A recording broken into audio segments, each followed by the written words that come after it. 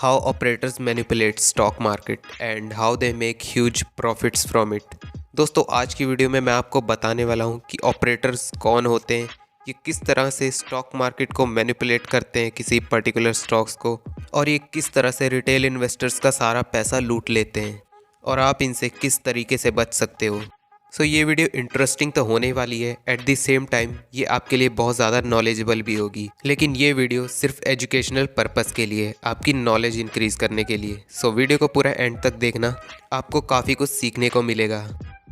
दोस्तों सबसे पहला सवाल आपके मन में होगा कि ये ऑपरेटर्स होते कौन है। तो इसका आंसर है stock market operators are the market participants who manipulate the stock prices for his personal gain. जिसका मतलब है कि ऑपरेटर्स वो लोग होते हैं जो किसी पर्टिकुलर स्टॉक के प्राइस को कम या फिर ज़्यादा करते हैं, यानी कि उसे मैनिपुलेट करते हैं अपने पर्सनल गेन के लिए। दोस्तों ये लोग मोस्टली कार्टल्स ऑफ ब्रोकर यानी ब्रोकर्स के ग्रुप्स, स्पेकुलेटर्स यानी कि सट्टेबाज, और इवन कंपनी के इनसाइडर्स भी होते हैं। तो अब मैं आपको बताता हूँ कि ये ऑपरेटर्स किसी भी पर्टिकुलर स्टॉक को मैनिपुलेट करते कैसे हैं। तो ये मैं आपको एक चार्ट के थ्रू समझाने वाला हूँ जिससे आपको और अच्छे से क्लियर होगा। सबसे पहले ये लोग किसी पर्टिकुलर शेयर को पकड़ते हैं जिसका मार्केट कैप बहुत ही कम होता है। जब कंपनी के शेयर का प्राइस बहुत कम होता है तो वो शेयर्स की बड़ी क्वांटिटी उठाते हैं उस शेयर प्राइस को पंप करने के लिए, जिस वजह से उस शेयर का प्राइस बढ़ने लगता है। और उस शेयर के बढ़ते प्राइस को देखकर रिटेल इन्वेस्टर्स उसकी तरफ अट्रैक्ट होते हैं, जिसकी वजह से उस शेयर का प्राइस और ज़्यादा तेज़ी से बढ़ता है। और जब बहुत ही सारे रिटेल इन्वेस्टर उस शेयर को खरीदते हैं तो उस शेयर का प्राइस बहुत ही तेज़ी से बढ़ने लगता है। और एक टाइम पर जब ऑपरेटर्स उन शेयर्स को सेल करता है तो उस शेयर में लोअर सर्किट लगने चालू हो जाते हैं और उस शेयर का प्राइस डंप किया जाता है, जिसकी वजह से इन्वेस्टर का सारा पैसा डूब जाता है। और इसीलिए इसे हम पंप एंड डंप स्कीम भी कहते हैं, जिसका मेन कारण होता है इन्वेस्टर्स का पैसों के लिए ग्रीडी होना, क्योंकि वो सिर्फ बढ़ते प्राइस को देखकर किसी भी स्टॉक में पैसा लगा देते हैं।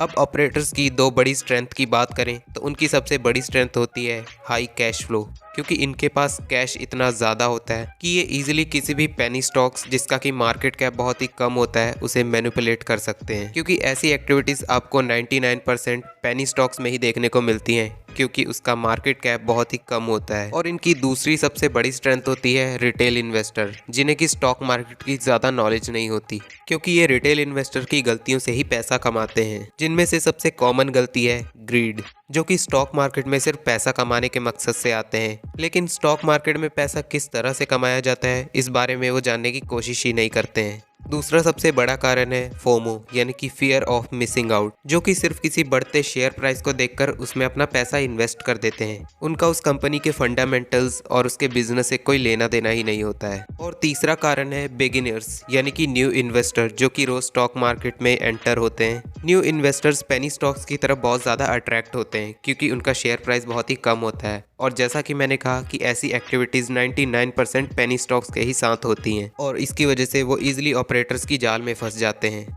और चौथा कारण है एडवाइसेस, क्योंकि आजकल ऐसे बहुत सारे फेक न्यूज़ चैनल्स और यूट्यूब चैनल्स होते हैं जो कि ऑपरेटर्स के साथ मिले हुए होते हैं, जो कि रिटेल इन्वेस्टर्स को उस शेयर के बारे में पॉजिटिव बातें बताएंगे कि इसका शेयर प्राइस बढ़ने वाला है, और रिटेल इन्वेस्टर्स अपनी बिना किसी एनालिसिस के उस शेयर को खरीदने के लिए कन्विंस हो जाते हैं। दोस्तों आपके सामने मैं दो ऐसे स्टॉक्स का एग्जांपल लेकर आया हूं जिन्हें दिसंबर 2019 में बहुत ही अच्छे से मैनिपुलेट किया गया था। 7NR रिटेल लिमिटेड का मार्केट कैप सिर्फ 26 करोड़ था, वहीं एग्रोफोस इंडिया लिमिटेड का मार्केट कैप सिर्फ 50 करोड़ का था। डेट्स वाई उन्होंने इसे बहुत ही इजीली मैनिपुलेट कर लिया। फिलहाल एग्रोफोस इंडिया सिर्फ 2 दिन में लगातार 20% के अपर सर्किट मार चुका है, जिसका मतलब 2 दिन में लगभग 50% के रिटर्न्स, क्योंकि इसमें अब रिटेल पार्टिसिपेशन बढ़ चुका है। लेकिन इससे पैसा सिर्फ ऑपरेटर्स ही कमाने वाले हैं, क्योंकि जब तक ये शेयर अपर सर्किट मारेगा कोई भी रिटेल इन्वेस्टर इसे बेचेगा नहीं, और जब ऑपरेटर इन्हें सेल करेगा तो रिटेल इन्वेस्टर को बेचने का मौका मिलेगा ही नहीं, जिसकी वजह से उनका सारा पैसा डूब जाएगा और फिर उनके पास होल्ड करने के अलावा और कोई ऑप्शन होगा ही नहीं। तो क्या ऑपरेटर्स को कभी भी लॉस नहीं होता? तो ऐसा नहीं है, ऑपरेटर्स को भी लॉस हो सकता है, लेकिन इसके चांसेस बहुत ही कम है, लगभग ना के बराबर। शॉर्ट सेलिंग के केस में ऑपरेटर्स को भी लॉस हो सकता है। अगर आपको नहीं पता कि शॉर्ट सेलिंग क्या होती है तो मैं आपको बता दूं, शॉर्ट सेलिंग में हम शेयर्स को महंगे दाम में पहले बेच देते हैं और फिर जब उसका प्राइस गिर जाता है तो उसे वापस से खरीद लेते हैं। मतलब शॉर्ट सेलिंग में हम शेयर्स को बेचते पहले और खरीदते बाद में हैं, जब उनका शेयर प्राइस गिर जाता है। इसे मैं आपको स्कैम 1992 के एक फन फैक्ट के थ्रू समझाता हूँ। आप लोग स्कैम 1992 के बेयर कार्टेल मनु मुद्रा को ज़रूर जानते होंगे। इनके बेयर कार्टेल ने शॉर्ट सेलिंग करने के लिए रिलायंस इंडस्ट्रीज़ के 3.5 लाख शेयर्स बेचे थे, जिसकी वजह से रिलायंस इंडस्ट्रीज़ का शेयर प्राइस 180 रुपये से गिरकर 121 रुपये तक आ गया था। लेकिन धीरूभाई अंबानी ने एक बहुत ही स्मार्ट गेम खेला।